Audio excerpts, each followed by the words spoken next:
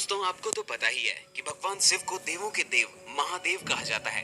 जिस प्रकार इस ब्रह्मांड का न कोई अंत है, न कोई छोर और न ही कोई शुरुआत, उसी प्रकार भगवान शिव भी अनादि हैं। संपूर्ण ब्रह्मांड शिव के अंदर समाया हुआ है। दोस्तों कैलाश पर्वत को भगवान शिव का निवास स्थान माना जाता है। यहीं पर देवी सती के शरीर का दायां हाथ गिरा था। दोस्तों माउंट एवरेस्ट की ऊंचाई 8,848 मीटर है और इस पर्वत पर अनेक लोग चढ़ चुके हैं, जबकि कैलाश पर्वत की ऊंचाई मात्र 6,638 मीटर है।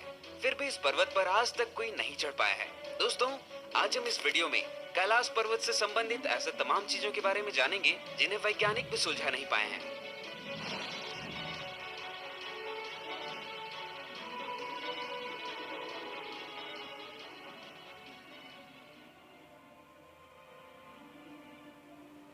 दोस्तों 1962 में चीन ने भारत पर अचानक से हमला कर दिया था और उसने भारत के कई हिस्सों में अपना कब्जा कर लिया था।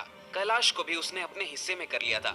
इस वजह से कैलाश पर्वत अब चीन के क्षेत्र में आता है। चीन ने जितनी बार भी कैलाश पर्वत पर चढ़ने की कोशिश की है वह असफल रहा। चीन ने 2001 में फिर से इस पर्वत पर चढ़ने की कोशिश की। इस बार चीन अकेला नहीं चढ़ा बल्कि स्पेन भी उसके साथ था। दोनों देशों ने इस पर्वत पर चढ़ाई करने की कोशिश की, परंतु इस बार भी वे असफल रहे। रूस के एक पर्वतारोही सर्गे सिस्टिकोव ने बताया कि जब मैं कैलाश पर्वत के बिल्कुल सामने था तब मेरा दिल तेजी से धड़कने लगा। मैं उस पर्वत के बिल्कुल सामने था जिस पर आज तक कोई नहीं चढ़ सका और मन में यह ख्याल आने लगा कि मुझे यहाँ और रुकना नहीं चाहिए। फिर जैसे जैसे मैं नीचे आते गया मेरा मन हल्का होता गया। दोस्तों 19वीं और 20वीं सदी के शुरू में कुछ पर्वतारोहियों ने इस पर चढ़ने की कोशिश की और वे अचानक से गायब हो गए। हालांकि कहते हैं कि एक बौद्ध भिक्षु मिलरेपा ही कैलाश पर्वत पर चढ़ने में सफल रहे। वह इस पवित्र और रहस्यमयी पर्वत पर जाकर जिंदा वापस लौटने वाले दुनिया के पहले इंसान थे। दोस्तों कहा जाता है कि जिसने कभी भी कोई पाप नहीं किया हो केवल वही कैलाश पर्वत पर चढ़ सकता है।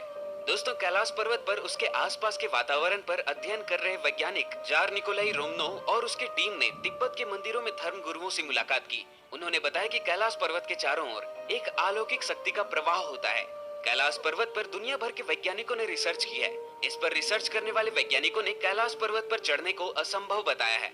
इसके अलावा एक अन्य पर्वतारोही कर्नल आर.सी. विल्सन ने बताया कि जैसे ही मुझे लगा कि मैं एक सीधे रास्ते से कैलाश पर्वत के शिखर पर चढ़ सकता हूं, तभी एक भयानक बर्फबारी ने मेरा रास्ता रोक दिया और चढ़ाई को असंभव बना दिया। दोस्तों हम इसे इत्तेफाक समझे या कोई शक्ति, आखिर जब इस इंसान को वहाँ चढ़ने का रास्ता मिल जाता है तब अचानक से भयानक बर्फबारी होने लगती है और वह रास्ता ही बंद हो जाता है। दोस्तों जो भी इस पर्वत पर जाने की कोशिश करता है उनका दावा है कि उन्होंने अपने शरीर का तेजी से विकास होते देखा है, खासकर नाखून और बाल। दोस्तों आखिर ये तो कोई इत्तेफाक नहीं हो सकता। आखिर अचानक से ऐसा कैसे होने लगता है। नंबर 2, दोस्तों ये दावा किया गया है कि कैलाश पर्वत के ऊपर 7 तरह के प्रकाश आसमान में चमकती हुई देखी गई है। नासा के वैज्ञानिकों का मानना है कि ऐसा यहाँ चुंबकीय बल के कारण होता होगा। नंबर 3, कैलाश पर्वत और मानसरोवर झील के क्षेत्र में निरंतर ओम और डमरू के बजने जैसी आवाज आती है। वैज्ञानिक मानते हैं कि यह बर्फ के पिघलने की भी आवाज हो सकती है। चलिए मान भी लेते हैं कि इन सभी के पीछे शायद यह कारण हो सकता है, लेकिन आश्चर्य की बात है कि इस पूरे पर्वत पर प्राकृतिक तौर पर ओम की आकृति बनी हुई है। यह आकृति यहाँ हर साल पड़ने वाली बर्फ से बनती है। दोस्तों एक रूसी डॉक्टर का यह भी दावा है कि एक क्षत की खामोशी में पहाड़ के भीतर एक अजीब तरह की फुसफुसाहटों की आवाज सुनाई देती है। उनके टीम को ऐसा लगा कि इस पर्वत के अंदर कुछ लोग रहते हैं। दोस्तों इन सभी बातों को हम अनदेखा नहीं कर सकते हैं कि अचानक से नाखून और बालों का विकास होने लगता है और जब कोई इंसान वहां पहुंचने वाला ही होता है तब अचानक से भयानक बर्फबारी होकर उसका रास्ता बंद हो जाता है। दोस्तों मेरा मानना है कि जहाँ स्वयं महादेव हो वहाँ क्या साइंस और क्या नासा।